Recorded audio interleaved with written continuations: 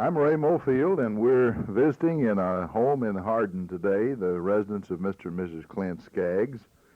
We're taping for the State Library, one copy to go to the archives in Frankfort, the other, the Oral History Library, the Polk Division at Murray State University, and a copy to be paid for by WCBL Radio, Shelby McCallum, at the Marshall County Library System with branches in Hardin and Murray and Calvert City. As we said, we're in the home of the Skaggses today.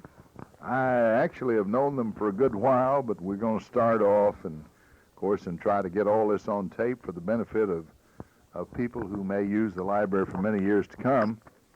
And we'll ask Mr. Clint if he doesn't mind telling us how old he is. 88, November 25th. 88 years young. And were you born in this part of Kentucky? I was born just out the other side of Bryansburg, just off of 68. Near Bryansburg in Marshall County. The old Estes graveyard. You know, I never knew you were a Marshall County, and I always thought you were born in Callaway. Now, I knew you didn't live far from the line at Dexter. Yeah. But, so I've learned something myself. And your wife is Birdie Donaldson Skaggs. Yeah. And Miss Birdie, were you born in this area? Just outside of Dexter, Kentucky. Near Dexter. All right, that's not very far from Marshall County. Okay. The type of question that they're asking us, of course, to get answers to includes some dating kinds of things for the benefit of genealogists, of which we seem to be having more and more all the time. Would you mind telling us your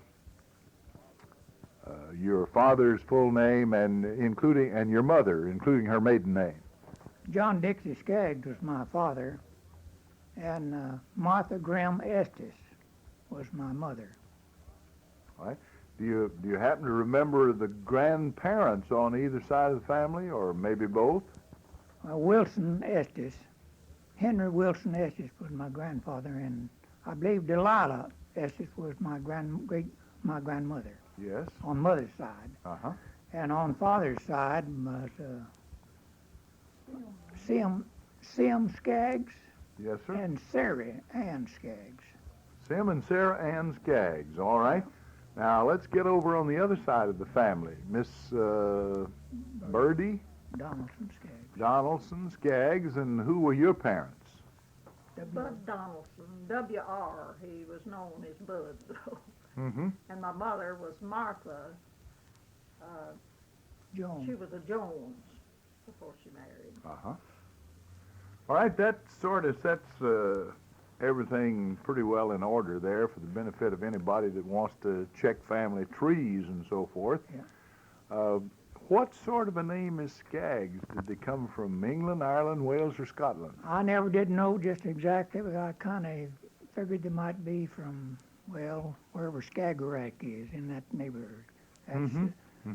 Well, that's Scandinavian country. Yeah, I think somewhere's in there. There's a naval base there belonging to Denmark, Norway, Sweden, right in there that somewhere, particular area. Yeah. Mm-hmm. I remember in geography the Skagerrak and the Kattegat. I talked about that. I've heard that spoken of, but I didn't know much about it. Okay. And you were born in your 88 years of age, and did you happen to go to a one-room school? Oh, yeah, I was raised, you might say, in a one-room school. Mm-hmm. The old Jackson School out here in Callaway County. Jackson School. The Jackson School. And then I went to the high school at Kirksey. Kirksey, Kentucky. Yeah, the home of Max Hurt. Yeah, that's right. That's right. One of my favorite people. That's right. So I always try to mention Max Hurt. And my mother used to go to a physician who lived there, and one time practiced in Hardin for a brief period, named J. Victor Stark. That's right. And Vic was my doctor. Yes, sir. I had pneumonia once, and he doctored me and all but gave me up. And finally I come around and made it. All right, what did you like most in school, Mr. Skaggs? Well, just general schoolwork, you know, as far as school is concerned. You I like to be... spelling? Well, yes. Okay. Spelling, reading, writing, arithmetic, and so forth. You liked all of it. All of that, that's, yeah. I always hated arithmetic for some reason or other, but Old man Clint learned me more mathematics than any of my school teachers. He was the best isn't one. that amazing? And that fellow is Yeah. 100 years old. 12th of December. Uh-huh. He was my school teacher. Yeah. And he had a lot of patience. That's the reason I liked him. He had a lot of patience. If I didn't understand anything, he'd go right back over it and show me, point it out to me. Well, his daughter Martha was born at Brewers, and at our December meeting of the Historical Society, this little incident occurred. I had made it up with the president of the society, and we gave a lifetime membership to him. Told him he wouldn't have to pay dues anymore, and he acted as though he really tickled about it. Of course, he's already 100. So. Yeah, that's right. But Mr. Geyer is a great fellow, and Certainly he's is. one of the oldest students that ever attended Murray State. He thinks he might be the oldest because he did enroll and take some courses in writing under Jesse Stewart at school. We read the article in the paper in regard to his situation, you know, and his eyes were pretty bad. All right, now. do you remember any teachers besides Mr. Geyer? Oh, Miss Neal. Let's see, Clyde Neal. was one of And my married teachers. Dave Booker, didn't she? That's right. Clyde Neal Booker, yes. Dick Neal's daughter. That's right. And Irvin Dunn was one of my teachers. Mm-hmm. Yeah, and there's several more teachers that come in there. Very good. Miss Bessie Pascal was one of my teachers. Mm-hmm. She's very good too. Now, I used to get a lot of whippings. Did you ever get a whipping at school? Well, I've got some pretty good scoldings. A few times, you know. Yeah. Me and Dal Clark had a little spat over the dipper getting some water, you know, and he jerked it out of my hand and handed it over my head. Yeah. Yeah. Give us a little ruckus. That's back when they drank out of dipper. Yeah, See, all of them. Now drink that's what we're looking for. We didn't have running water and automatic ice cool fountains in those days. That's right. You had to clean out the well or bring it from the spring or have a cistern. That's right. And you got a dipper full of water and you drank it, Passed it to the other one. passed it to the other one. And although we think that's terrible now, nobody died that I know of over it. It didn't kill you, did it? No. Still here. Yes, sir. Well, what were some of the games you played at school? Well, of course, we played baseball was one of the big games, you know. Yes, sir. And we called it, another one similar to it was called scrub, you know. Mm-hmm. And we had this old-fashioned marble game. We'd play that. We covered about a 10-foot space, and the marbles were placed at the corner and at the center on each line. We'd mark around that square, and we'd thump our marbles and play euchre, I believe they called it, something like that. Yes, sir. All right. That's an interesting game. Did you ever play anything like Wolf Over the River? Oh yeah, that was one of the old games too. Yeah, Ante Over. Anthony over. Yes. Yeah. And we'd, I've forgotten now what the name of the game was, but you could get on base and be safe. I remember that part. And if you stepped off base, they could catch you. I remember it, but I can't think of it. I guess that was scrub, wasn't it? Maybe it was. And several other games I can't think of right now. Well, as a young man, you finished school at Jackson, and then you went to Kirksey. That's right. What else happened to you in your life along about that period as a young person? Did you have to go into service? I sure did. I had You went to Bowling Green first. I went to Bowling Green first, but Now, there was a state college, normal school, if you will, I suppose, at Bowling Green, beginning in 1906. They built it in Eastern at the same time, so that was somewhat earlier than Murray, which was 1923. that's right. So you went to Bowling Green. Bowling Green. Me and Everett Clark went up there, Uh-huh. and Well, did he become a mail carrier? no. Yeah, he did. He finally became a mail carrier. Yeah, out of Murray Route 3. He married Minnie Minnie Jackson. Jackson. and Yeah. she's still living, Uh-huh. but pretty bad health. Yes, sir. Everett's gone. Mm-hmm. Okay, and of course her brother, Uncle Rob, my uncle, he married Yeah, I know Rob. well, he married Ida Irvin. Yeah, That's remember how I that. got Yeah. in the family, so Yeah, to speak. Rob Jackson used to live next door to us down the street, joined our farm. Mm-hmm. Okay. All right, so you went to Bowling Green, and then World War I came along, and you I were, had tobacco crop out, had 10 acres that year. boy, I that's a said- lot of tobacco. I drawed and set 3 acres and a half myself one day, believe it or not. You And were I- working hard, I'll I tell you made, I that. had 10 acres, 9 acres and a half tobacco in that one field. Mm-hmm. An old man, Wash Carson, he watched me when I started in setting that morning. Mhm. I drawed the plants by night, but I set them, went to setting them just at sunup. Mm-hmm. And at about 11 o'clock, he come up in the field where I was. He said, Clint, stop there. He says, you're going to kill yourself. He says, I've watched you all the morning. You haven't even stopped. I said, don't let him stop till I get on. Well, he says, you are. I said, my wife's cooked dinner for you, and you're going down there and have dinner. So I just dropped my peg and we walked on down. He had his walking cane, went on down to the house with him and had my dinner. After dinner, come back. You know, that's an amazing I display of finished up. neighborliness, isn't it? I finished up at 5 o'clock, right down at his yard fence. I don't see how With you 3 stood it. acres and a half tobacco. I Because said, I said to my dad one time, we were setting tobacco, and my back was killing me. And I said, Dad, isn't your back hurting? And he said, well, yes. I said, well, why do you just keep on? He said, I have to. And I've thought of that many, many well, times. I I have to.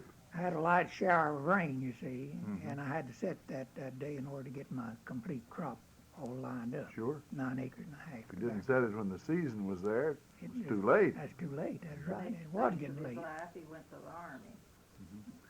All right, now tell us about service. When it was the Army, Yeah. not the Navy or that crop of tobacco, I didn't get to put it in the house. My brother put it in the house for me. And so you November, drafted during the summer, and September 1917, 17. I reckon Uh-huh. it was, I went into service. all right, where did you go to train? I went to Camp Taylor? Camp Taylor, Louisville. Uh-huh. Did you take any training after that, anywhere else? Well, I made non-commissioned officer there, Georgia. and I went to Atlanta, Georgia, at the officer training school, Mm-hmm. and made a commission there before. Well, I made it during the time the armistice signed November the 11th, and we got out the 30th. Since you'd been to high school, you were a likely candidate, and you became a lieutenant. Come a lieutenant, second lieutenant, Mm-hmm. when I come out of service. Yes, sir. Well, was the war over before you get overseas, or? 11th day of November, the war was over, you see. So you did not have I to didn't go have to to go France. overseas. No, Yeah. I never had to go. Okay. All right. Now, when did you meet your future wife? Well, let's see, the year, you remember, 1917. it was 1917, I guess. Well, let me ask you this: was it love at first sight? You just swept well, off your no, feet? not and necessarily. you'd known her a day or two. I had, well, she'd been to our schoolhouse to play basketball, and I met her there. I see. And then I went to a party near her house. Well, that's your Irvin's there, Solon's. Yes. Well, I think there's where I met her and made a date with her, and we started in our courtship. Mm-hmm. And from that, it bloomed out into our marriage. Good. And you had a number of children. I had 5 children, a boy, 3 girls, and a boy. Now let's see. And Donald's about your age. Donald's about my age, Yeah, that's right. He's born 1921. 21. All right, we're the same age. And then you had Martha.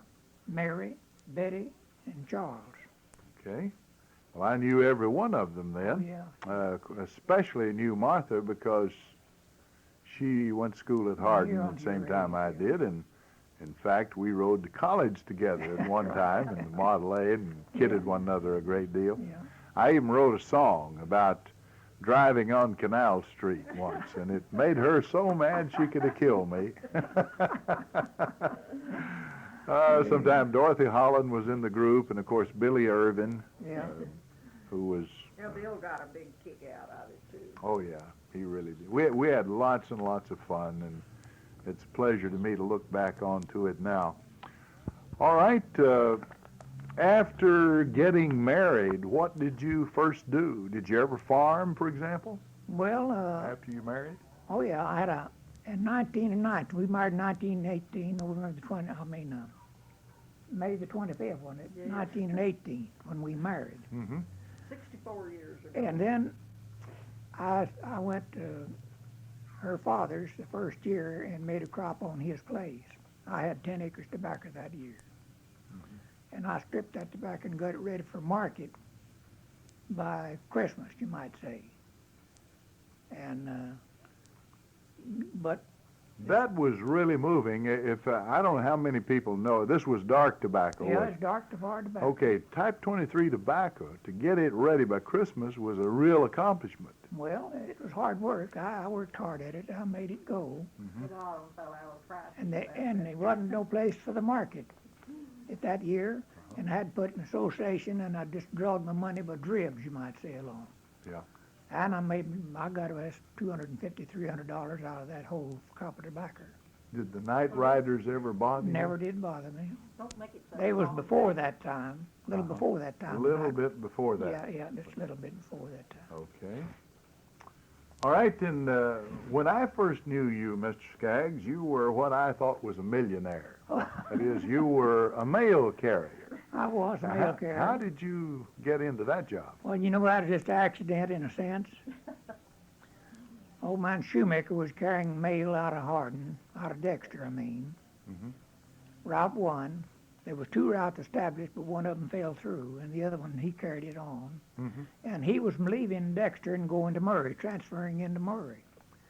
So the postmistress, Miss Langston now, well, she's Copeland then, Ray Copeland's mother. Mhm. she invited me down Miss to... Clara Darnold's mother. Yeah, invited me down to carry the mail a few days.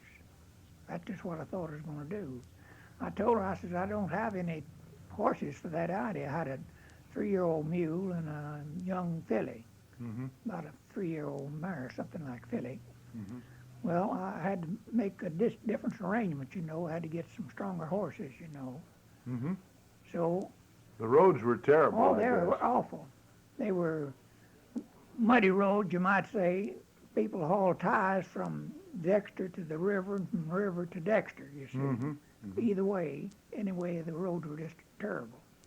But anyway, I hitched in to carry the mail, and they called for examination.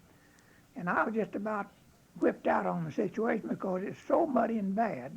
I had a brand new buggy, Mhm. and the frozen ground and bad winters it was, I tore the wheels on that buggy and had to come in on a plank one day. Oh, One of the my. wheels broke down, and I come in, and I was just about disgusted. But after thinking it over, I thought, well, I'll go ahead and take the examination. It come off. I started in March 15th, Mhm. and I'd carried it about a couple of months, and they called examination, and I took the examination. And as it happened, I made a fairly good grade, and of course, I got a little extra on account of being a veteran. Got a 10%. Yes, sir. And November the 15th, I believe it was, I got the appointment. And so I started in carrying the mail in 1921. Carried it for 1920. 4 years. And Carried it 44 years, 8 months, and 15 days. Well, isn't that amazing? And it was wonderful that you did, because the Depression came on and you had a the job. bank closed at Hardin, Yeah. and I remember just as well as yesterday, I took my money down and put it in the bank, you know, to check on it, and we just living off from that, you know. Mhm. Of course, we was getting a little money to live on, you see. Yeah. Well, the bank closed, and Then you Yeah. didn't have a dime.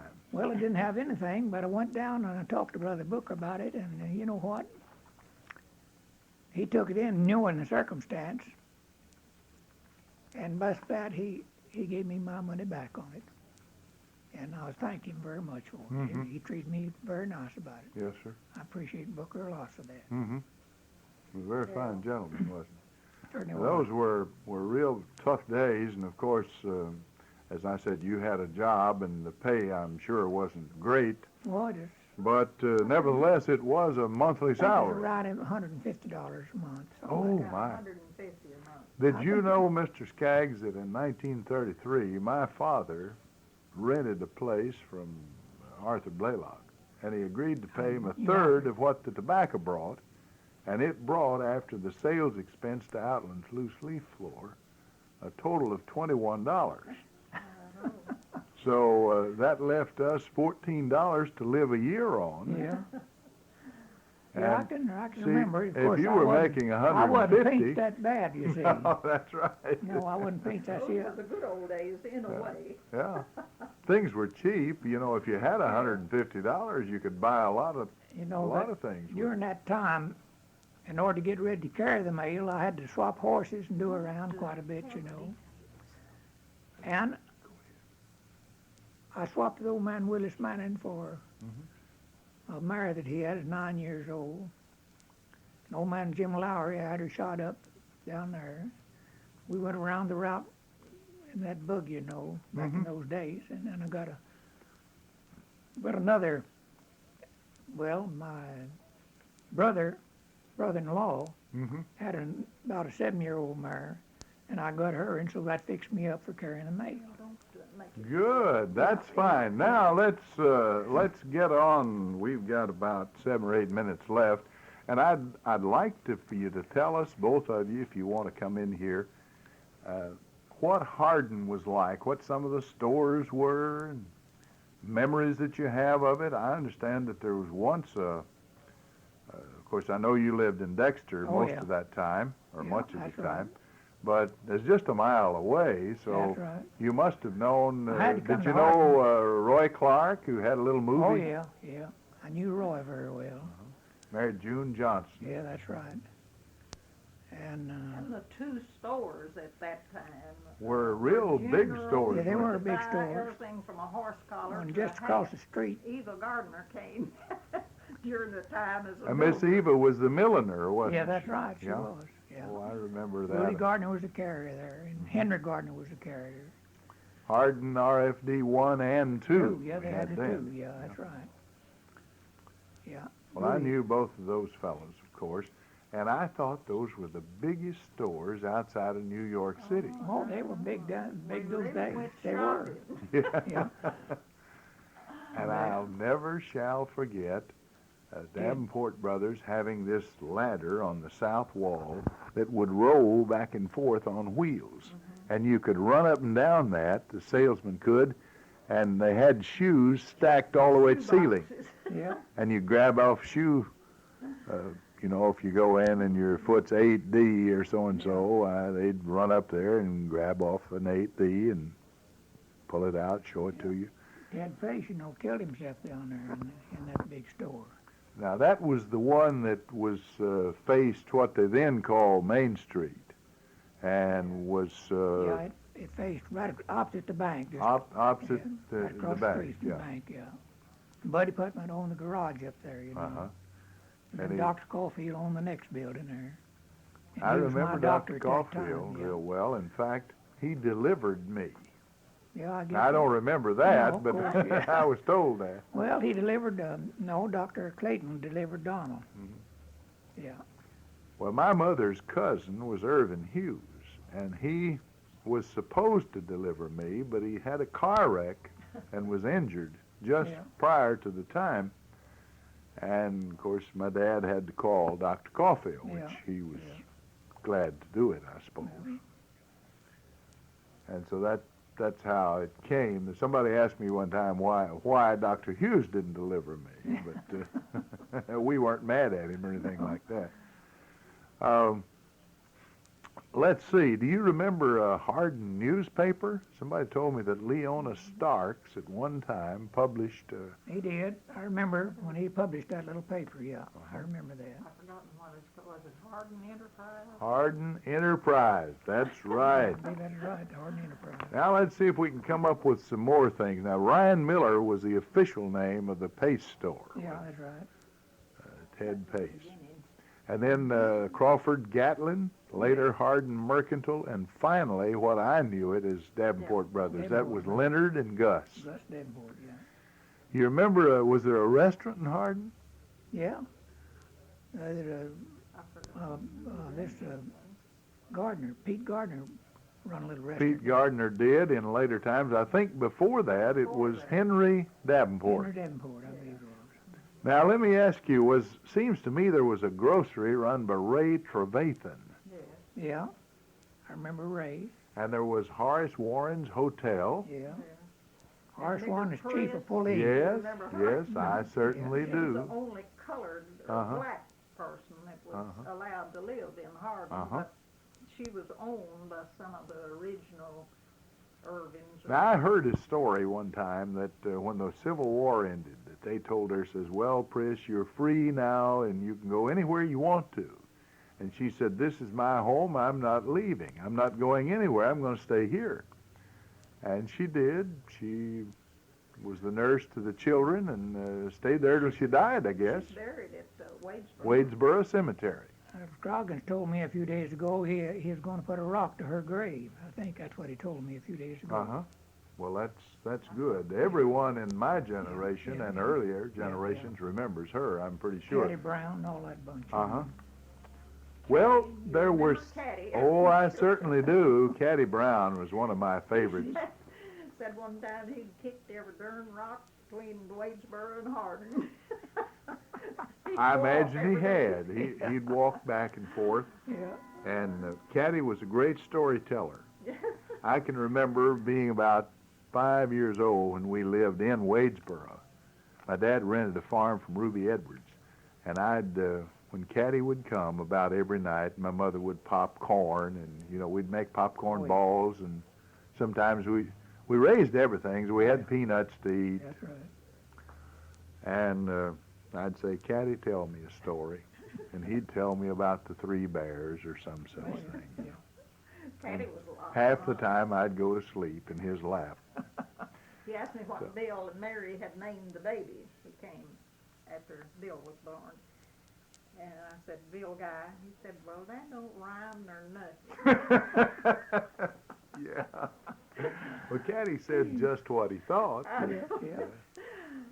And A lot of Caddy. I always loved him very much. And, all right, there were 3 or 4 blacksmith shops here when I was a boy. Let's say 1930, 31, 32, along in there. Jackson and Griffin and There was Old Man Smith. There was Les Jackson, the old Peter McDonald, He was a later one. and I don't know where they were. Solon Griffin, and the Pace brothers. They were not all in separate buildings, was they? I don't think there was that many separate buildings of blacksmiths there. I don't believe there were. Well, At different times, each one of them worked in the same shops, I think. maybe. I know there were at least 2 separate buildings because I went down one was on the side next to Horace Warren's little store buildings. He had 4 or 5 little buildings in a row. Well, next to that. Well, where the body shop is now was the blacksmith shop back those days. I went down there to have some planks. Well, this was in the same block as the post office. There was a shop there. Yeah, well, that was Old Man Smith's shop. Yeah, and then there was a shop over near the garage. Yeah, that's right. And then there was one that was just about due south of Davenport Brothers. Yeah. Maybe a little east, southeast, right in that area. Well, where the body shop is. Yeah, where the body shop is. So I can remember 3 at one time. Yeah, well, I was about 3 is about all I could remember. Now, my dad used to tell me there was a livery stable at one time. I think there was back earlier. But I don't remember that. That was back, you might say, before I come to A that. dime store. And where the post office is, didn't Kratos Edwards have a barber shop along in there? Well, it's He ran a barbershop. Kratos had a barber shop, you might say, right in there between the general store and the tobacco barn there. Well, in there where Yoke left, right in there, right in that section right there, where he had his barber shop. Now, somebody had a cream buying station right along there one time across. That was just back. I think the cream buying station was just sort of back of the general store right now. Uh-huh. It's in Hardin. Right in there, I think, is where the cream Yeah. station was. I can remember taking 39 cents worth of cream there on Saturday and Wednesday. Well, is there anything else particular you want to say? You know, the half hour is gone in a hurry. Oh, yeah, that's... I guess. Well, of course, a man could reminisce a whole lot, but it's bygone days, and I guess, oh, I don't know, there's many things to think about. Things are so different today. I noticed Miss Birdie had jotted down a little note about Hardin getting its first light plant in 1912 when Fate Cox came Yeah, I on. remember that. And that little building, when I was a boy, was John Crosby's ice house. Yeah, the Crosby's. It's still standing there today.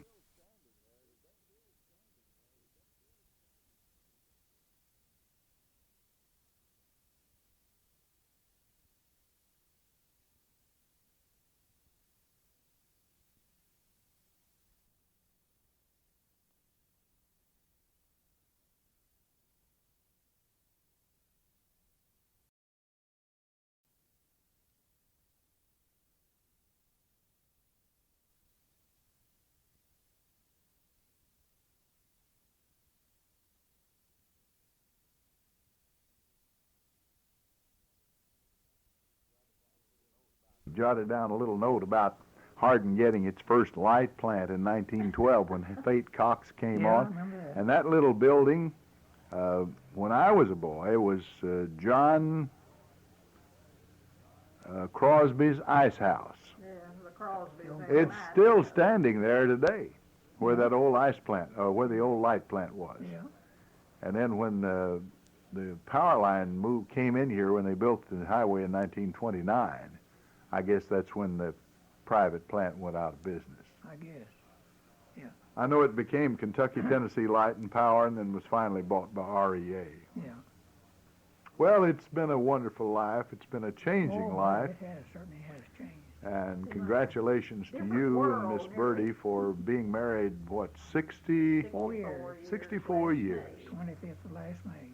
Well, that's just I put marvelous. up with him 64 years, and I'm gonna live with him from now on if I have to whip him every day. Okay. Well, that's about what she does anyway. Well, I've learned to all take it, right. you know. Very, very good. Thank you very I much. told her when we first married, if we couldn't get along without fighting, we just call it off, you know. So Yeah. we've managed to make it. And it's got down to a point now, he cooks his own egg of Oh, morning, well, that's because it. I don't cook it like he wants it. 'Cause And she I don't cook get my up. own egg because I like mine punched and turned over. Yeah. Reason- Well, that's the way I like the mine, reason I too. cook it, I get up, you see, and cook my own breakfast before she gets up. That's the way it is. Thanks again, Mr. Clint and Miss Birdie Skaggs. I'm Ray Mofield, and we've done this tape today for the State Library in Frankfort, for the Pogue Library at Murray, and for the Marshall County Library System, Hardin, Benton, and Calvert City. And that completes our broadcast for today.